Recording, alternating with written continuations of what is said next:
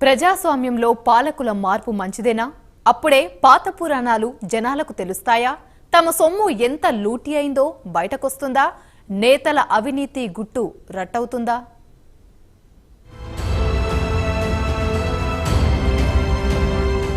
ప్రతి 5 ఏళ్లకు తమ పాలక వర్గాన్ని ఎంచుకునే సువర్ణ అవకాశం ఓటర్లకు లభిస్తుంది. ఓటర్లు చైతన్యవంతంగా ఉన్నప్పుడు అత్యంత జాగరూకతతో, వివేకంతో, ముందుచూపుతో తమ ఓటు హక్కును వినియోగించుకుంటారు. దానివల్ల గుడ్డిలో మెల్ల అన్నట్లు కొంచెం మెరుగైన వ్యక్తులు చట్టసభకు ఎన్నిక కావడానికి అవకాశం ఉంటుంది. మరోపక్క మాయలు చేసో, మర్మాలకు పాల్పడో, అబద్ధాలు చెప్పో ఓసారి అధికారంలోకొచ్చిన వారు ఓ పట్టాన దానిని వదులుకోవడానికి సిద్ధపడరు. తిరిగి అధికారం చేజిక్కించుకోవడానికి మానవాళికి గతంలో తెలియని సర్వక్రమాక్రమ పద్ధతులకు పాల్పడుతుంటారు.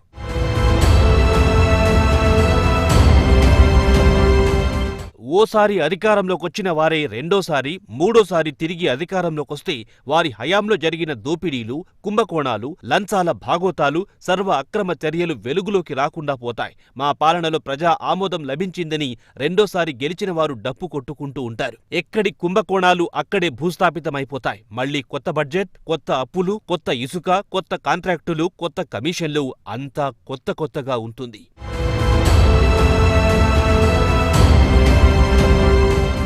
అదే పాలకవర్గం మారిందనుకోండి, పాత కుంభకోణాలు, పాత కమిషన్లు, పాత దోపిడీలు, ఇలా పాత డాష్లు అన్నింటినీ కొత్త పాలకులు బయట పెడతారు. దీనికి ఉదాహరణగా తెలంగాణలో జరిగిన ఎన్నికలను తీసుకోవచ్చు. మొన్న జరిగిన అసెంబ్లీ ఎన్నికల్లో గత 10 ఏళ్లుగా చక్రం తిప్పిన బీఆర్ఎస్ స్థానంలో తెలంగాణ ఓటర్లు కాంగ్రెస్ ను గెలిపించారు. ఇప్పుడు బీఆర్ఎస్ పాలన తాలూకు అప్పటి కుంభకోణాలు ఒక్కొక్క దానిని కాంగ్రెస్ పాలకులు జనం దృష్టిలో పెడుతున్నారు. కాళేశ్వరం ప్రాజెక్టులోని మేడిగడ్డ బ్యారేజ్లో ఎవరెవరు ఎంతెంత మేశారో జనానికి అప్పుడు తెలియదు, ఇప్పుడు తెలుస్తోంది. గొర్రెలను పంపిణీ చేయకుండా చేసినట్టుగా ఎన్ని కోట్లు తిన్నారో లెక్కలు బయటకొస్తున్నాయి.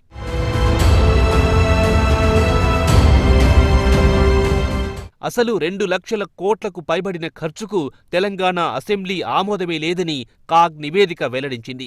మొన్నటి అసెంబ్లీ ఎన్నికల్లో కాంగ్రెస్ కాకుండా బీఆర్ఎస్ కనుక గెలిచి ఉంటే ఈ కుంభకోణాలు బయటికొచ్చి ఉండేవా? హెచ్ఎండిఏ మాజీ డైరెక్టర్ శివబాలకృష్ణ అరాచక దోపిడీ బయటికొచ్చి ఉండేదా?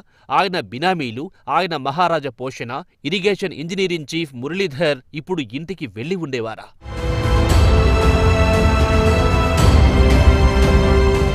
అందుకే పాలకుల మార్పు మంచిదే. మార్పు అనేది ఓటర్ల చైతన్యానికి చిహ్నం. గత పాలక వర్గపు అరాచకాలు తెలుసుకునే పౌరుల హక్కుకు ప్రజాస్వామిక ప్రక్రియ ఇచ్చే గౌరవం పాలకుల మార్పు.